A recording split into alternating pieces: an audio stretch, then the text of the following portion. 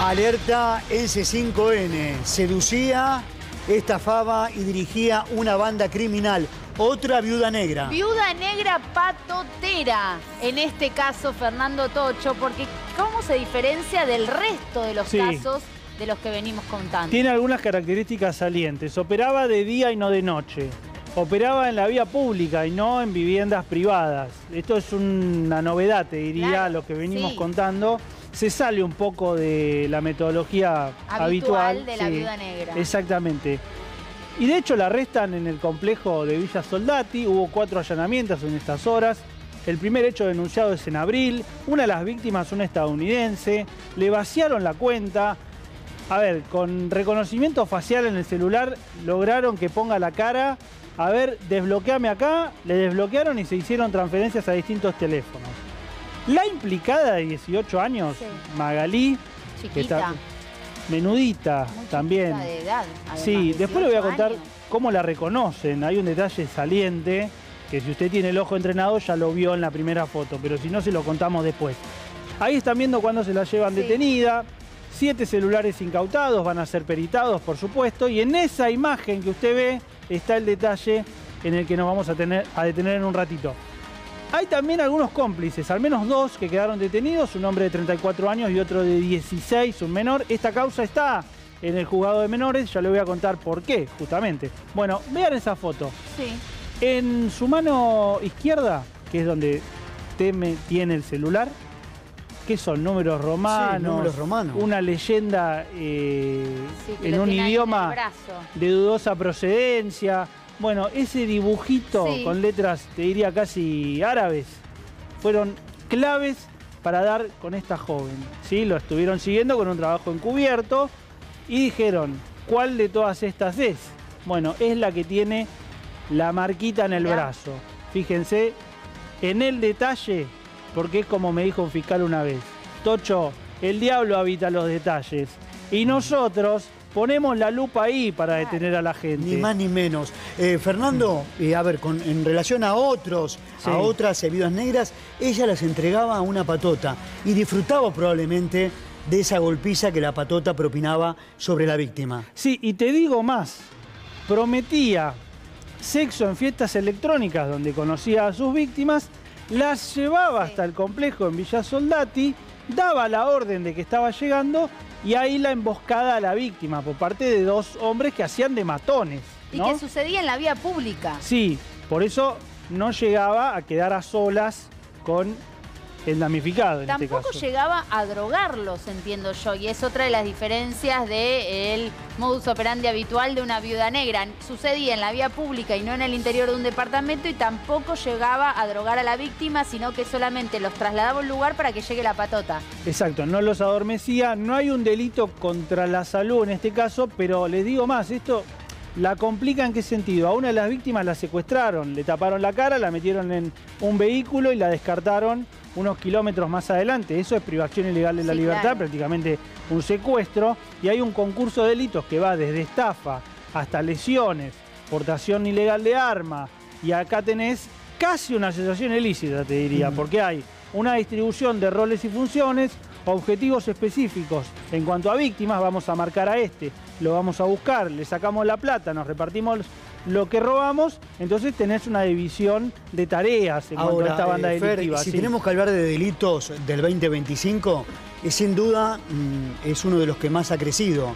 No sé, no tengo el porcentaje, pero todos los fines de semana estamos hablando casi todos los días de una viuda negra. Sí, los registros de fin de año vamos a tener la estadística final, tanto en Ciudad de Buenos Aires, como en provincia, como en nación, por supuesto.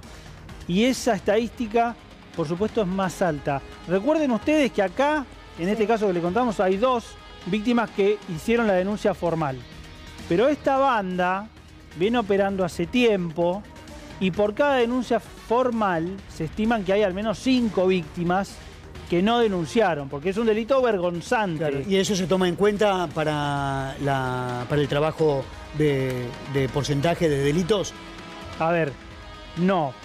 Oficialmente los organismos que registran esto, si no tengo la denuncia no lo registro. Bien. Sí las ONG lo toman, pero no los organismos de justicia, seguridad, procuración. Sí. Si no está denunciado, no está. Y en este caso, medio que, bueno, tiene que ver con el mismo, más allá de que haya diferencias con la conducta habitual de una viuda negra, digo, es un delito que generalmente no se denuncia por vergüenza, esto de me llevaron a un departamento engañado y me robaron todo y me drogaron, y en este caso es un poco lo mismo porque también existe el engaño, al menos eso es el denominador común. El hecho de el ser engañado además con una promesa de tener relaciones sexuales, ¿no? Digamos, de ser de una atracción sexual en algún punto y después terminar siendo víctima de robo y en este caso hasta de golpes también. Sí, hay una especie de engaño de entrada y sigue siendo un delito de acción privada, es cierto esto también.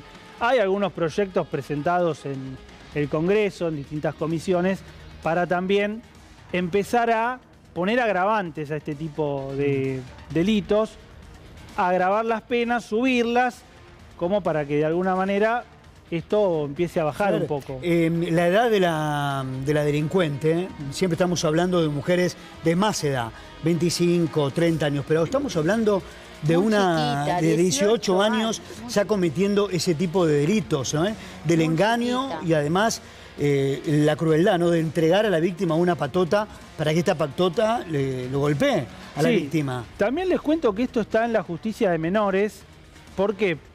Porque uno de los detenidos es menor, tiene 16 años, el otro de los detenidos tiene 34 y antecedentes por venta de estupefacientes, abuso de arma, lesiones, y la implicada de la que estamos hablando, de 18 años, esta joven Magalí, pese a que hay dos adultos y un menor, siempre que hay un menor la causa tramita en juzgado de menores. Esto no quita que no sean punibles, porque el Código Penal permite perseguir a un imputado, con las de la ley, por supuesto, de 16 años hacia arriba. No es que porque tiene 16, no, sí. Tocho, a diferencia de otros casos de viudas negras, acá no estamos hablando de aplicaciones de citas, ¿no? O sea, los interceptaban en la calle.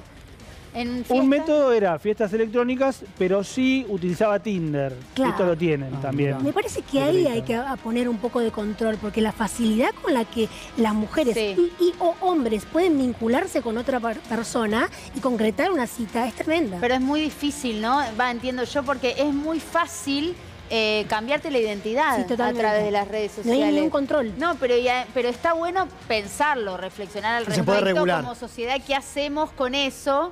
Así como también empezaron a pensar en la posibilidad de hacer, a través de las redes sociales, de detener a alguien, ¿no? A través del engaño. Y vos lo contabas el otro día, digo, puede la policía engañar a un delincuente para detenerlo, pero al mismo tiempo los delincuentes pueden engañar a sus víctimas para cometer tal delito.